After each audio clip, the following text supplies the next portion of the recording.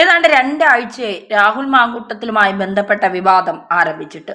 രണ്ടാഴ്ചയായിട്ടും രാഹുലുമായി ബന്ധപ്പെട്ട ഒരു വിവരവും പുറത്തു വന്നിട്ടില്ല. പക്ഷെ എല്ലാ ദിവസവും രാഹുൽ മാങ്കൂട്ടവുമായി ബന്ധപ്പെട്ട വാർത്തകൾ വന്നുകൊണ്ടേയിരിക്കുന്നു. ഓരോ മാധ്യമങ്ങളും അവരുടെ ഇഷ്ടത്തിനനുസരിച്ച് വാർത്തകൾ സൃഷ്ടിക്കുകയാണ്. ഇത്രയേറെ ശക്തമായ ആക്രമണം രാഹുൽ നേരിടുന്നത് 3 കാരണങ്ങൾ കൊണ്ടാണ്. ഒന്ന്, രാഹുൽ ഒരു പഞ്ചാരക്കുട്ടൻ തന്നെയാണ്. രാഹുലിന് അത്യാവശ്യം പെൺകുട്ടികളുമായി ബന്ധമുണ്ട് എന്നതൊരു യാഥാർത്ഥ്യമാണ്.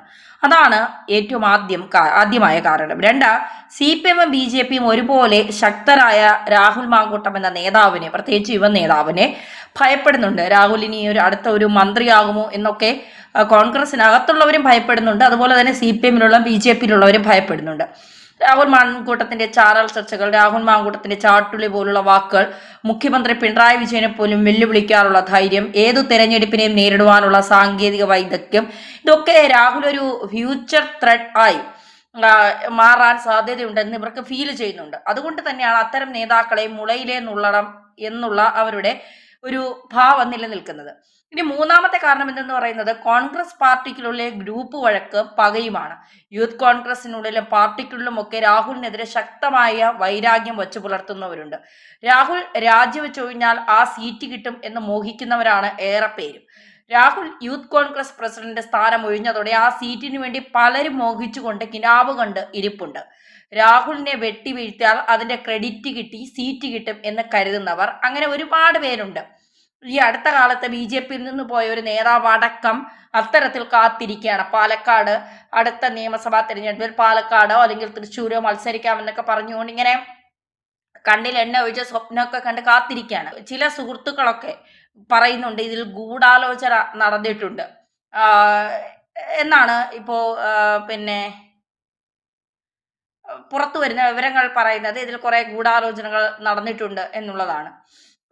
അതായത് ഈ രാഹുൽ മാങ്കൂട്ടവുമായി ബന്ധപ്പെട്ട ഇപ്പോ ലക്ഷ്മി പത്മയൊക്കെ പറയുന്നത് പോലെ വലിയൊരു ഡ്രോമയിലാണ് ഈ പെൺകുട്ടി എന്നാണ് പറയുന്നത്. ഒരു പിന്നെ ഈ എന്താ ശാസ്ത്രീയമായ ഗർഭചിത്രത്തിന് ഇരയാണ്. പിന്നെ അതുകൊണ്ട് തന്നെ വലിയ ഡ്രോമ അതിൻ്റെ പേരിലുണ്ട്. കൃത്യമായ 2 ഇരകളെയും അറിയാവുന്ന ലക്ഷ്മി പത്മ അത് കൃത്യമായി വാർത്തകളിൽ പറഞ്ഞു. അത് എല്ലാ വാർത്താ ചാനലുകളും വന്നു. മാത്രമല്ല രാഹുൽ മാങ്കൂട്ടത്തിൽ ബാംഗ്ലൂരിലെ ആശുപത്രിയിൽ ഗർഭചിത്രം നടത്തി, അതുകൊണ്ട് ആശുപത്രിയിൽ പോയി വിവരം ശേഖരിച്ചു. ആശുപത്രിക്കാർ ഞെട്ടിക്കുന്ന വിവരം കൈമാറി ക്രൈംബ്രാഞ്ചിന്. അതിൻ്റെ വിശദാംശങ്ങളെല്ലാം ലഭിച്ചു എന്നാണ് പിന്നെ കഴിഞ്ഞ ദിവസം പുറത്തു വന്നത്. ഇത് രണ്ടും എങ്ങനെ ഒത്തുപോയി? ലക്ഷ്മി പത്മയ്ക്ക് 2 ഇരകളെയും അറിയാം. അവർ 2 ഇരകളും അശാസ്ത്രീയമായ ഗർഭചിത്രത്തിന് വിധേയരായതിന്റെ ട്രോമ അനുഭവിക്കുന്നു എന്ന് പറയുന്നു. അതേസമയം ക്രൈംബ്രാഞ്ച് കണ്ടെത്തിയിരിക്കുന്ന ബംഗളൂരിലെ ആശുപത്രിയിൽ പോയി ഗർഭചിത്രം നടത്തിയത് എന്താണ്? ബംഗളൂരിലെ ആശുപത്രിയിൽ ശാസ്ത്രീയമായ ഗർഭചിത്രം നടത്താൻ സൗകര്യം ഇല്ലാത്തത് കൊണ്ടാണോ? ഇതൊന്നും ആരും ചോദിക്കുന്നില്ല എന്ന് മാത്രമല്ല, ദേശാഭിമാനിയിലെ വാർത്തയിൽ ബംഗളൂരിലെ ആശുപത്രിയിൽ നിന്ന് വിവരങ്ങൾ മുഴുവൻ ശേഖരിച്ചു. ഞെട്ടിപ്പിക്കുന്ന വിവരങ്ങളാണ് കിട്ടിയിരിക്കുന്നത്. ഒരു വ്യക്തി ഗർഭചിത്രം നടത്തി എന്ന് കരുതുക. ആ പെൺകുട്ടി ഇതുവരെ രംഗത്ത് വന്നിട്ടില്ല. ആ പെൺകുട്ടി ഇതുവരെ പരാതിപ്പെട്ടിട്ടൊന്നുമില്ല. രണ്ടുണ്ട്. ഈ ഗർഭചിത്രത്തിന്റെ വിശദാംശങ്ങൾ ഈ ആശുപത്രിക്ക് ക്രൈംബ്രാഞ്ചിന് കൈമാറാൻ പറ്റുമോ? പറ്റില്ല. വ്യക്തികൾക്ക് കൈമാറാൻ പറ്റുമോ? പറ്റില്ല. കോടതി ഒരു കേസിന്റെ ഭാഗമായി നോട്ടീസ് അയച്ചാൽ കൊടുക്കാം. ഒരു വ്യക്തിയുടെ ഗർഭചിത്രം എന്നല്ല, ചികിത്സാ വിവരങ്ങൾ മുഴുവൻ അതീവ രഹസ്യമാണ്, സ്വകാര്യമാണ്. സ്വകാര്യത ഒരു ആശുപത്രിക്ക് നഷ്ടപ്പെടുത്താൻ കഴിയില്ല. അതുകൊണ്ടാണ് ഈ വരുന്ന വാർത്തകളൊക്കെ ഒരു ഊഹാപോഹത്തിന്റെ മണമുണ്ട് എന്ന് പറയുന്നത്. വളരെ എക്സ്ക്ലൂസീവായി എല്ലാവരും പുറത്തു വിട്ടുകൊണ്ടിരിക്കുന്ന ഒരു വാർത്തയുണ്ട്. FIR-ന്റെ വിശദാംശങ്ങൾ പുറത്ത്. 60 വയസ്സ് വരെയുള്ള സ്ത്രീകളെ രാഹുൽ മാങ്കൂട്ടത്തിൽ പീഡിപ്പിച്ചു എന്നാണ് വാർത്ത. FIR എല്ലാവർക്കും ലഭ്യമാണ്. നേരത്തെ പുറത്തു വന്നതാണ്. ഈ 16 മുതൽ 60 വയസ്സ് വരെ പോയി ഓടി നടന്ന് പീഡിപ്പിക്കാൻ മാത്രം ഇത്രയും വലിയ ശേഷിയുള്ള ആളായിരുന്നു ഈ രാഹുൽ മാങ്കൂട്ടം എങ്കിൽ രാഹുൽ മാങ്കൂട്ടം എന്നാണ് ഒരു വാർത്തയിൽ കണ്ടത്. 16 വയസ്സുള്ള ഒരു ആൺകുട്ടിയെ പീഡിപ്പിച്ചു. എന്നിട്ട് അയാൾക്ക് പരിക്ക് പറ്റിയപ്പോൾ അയാൾ എങ്ങോട്ട് രാഹുൽ മാങ്കൂട്ടത്തിലെ ഷാഫി പറമ്പിലും ആശുപത്രിയിൽ പോയി. ഒരു 16 വയസ്സുകാരന് ലൈംഗിക ആക്രമണത്തിൽ പരിക്ക് പറ്റിയാൽ ഈ രാഹുൽ മാങ്കൂട്ടത്തിൽ ഷാഫി പറമ്പിൽ അയാളുമായി ആശുപത്രിയിൽ പോകുമെന്ന് വിശ്വസിക്കാൻ നമ്മളെ കേരള സമൂഹത്തിലുള്ളവർ അത്രയും വിഡ്ഢികളാണ്? ഈ 16 വയസ്സുകാരൻ പീഡിപ്പിക്കപ്പെട്ടിട്ട് എന്തുകൊണ്ടാണ് പോക്സോ കേസ് എടുക്കാതിരുന്നത്? അപ്പോൾ ഇതിന് പരാതി വേണ്ടേ? 60 വയസ്സുകാർ പീഡിപ്പിക്കപ്പെട്ടു, 16 വയസ്സുകാർ പീഡിപ്പിക്കപ്പെട്ടു, ട്രാൻസ്ജെൻഡറിനെ പീഡിപ്പിച്ചു, ആൺകുട്ടിയെ പീഡിപ്പിച്ചു, ഒരേ സമയം 2 പെൺകുട്ടികളെ ഗർഭിണിയാക്കി. അങ്ങനെ നിരവധി ആരോപണങ്ങളാണ്. ഇപ്പോൾ രാഹുൽ മാങ്കൂട്ടത്തിനെ വെളുപ്പിക്കുന്നതല്ല, പക്ഷേ ഒന്ന് ആലോചിച്ച് നോക്കൂ, നമ്മൾ പലതും ചിന്തിക്കുമ്പോൾ നമുക്ക് തന്നെ മനസ്സിലാകുന്നില്ല എന്നുള്ളതാണ്. ഇനി ഈ രാഹുൽ മാങ്കൂട്ടത്തിൻ്റെ ചാറ്റുകൾ പുറത്തു വന്നു എന്ന് പറയുന്നു. ഈ അങ്ങോട്ടും ഇങ്ങോട്ടും നടത്തിയ ചാറ്റുകൾ അപ്രോച്ച് ചെയ്ത് പിന്നീട് നിരാശരായി പറയുന്നവരുണ്ട്. ഇവരാരും രംഗത്ത് വരാത്തത്, ഇത്തരത്തിൽ കഥകൾ സൃഷ്ടിക്കാൻ ഇവരാരും ചിലർ കിണഞ്ഞു പരിശ്രമിച്ചുകൊണ്ടിരിക്കുന്നു. ചിലർ മറ്റ് ചില ബന്ധങ്ങൾ പറയുന്നു, ചിലർ UK ബന്ധം പറയുന്നു, ചിലർ ബാംഗ്ലൂർ ബന്ധം പറയുന്നു. രാഹുലിൻ്റെ പോസ്റ്റ് എടുത്ത് നോക്കുമ്പോൾ ഈ അടുത്ത കാലത്ത് രാഹുൽ പുറത്തു പോയിട്ടുള്ളത് UK ബാംഗ്ലൂർക്കുമാണ്. UK പോയ രാഹുൽ പോയതിൻ്റെ പിറ്റേന്ന് തിരിച്ചു പോന്നു എന്ന ഒരു പരിപാടിയുമായി ബന്ധപ്പെട്ട് പോയിട്ട് തിരിച്ചു പോന്നു.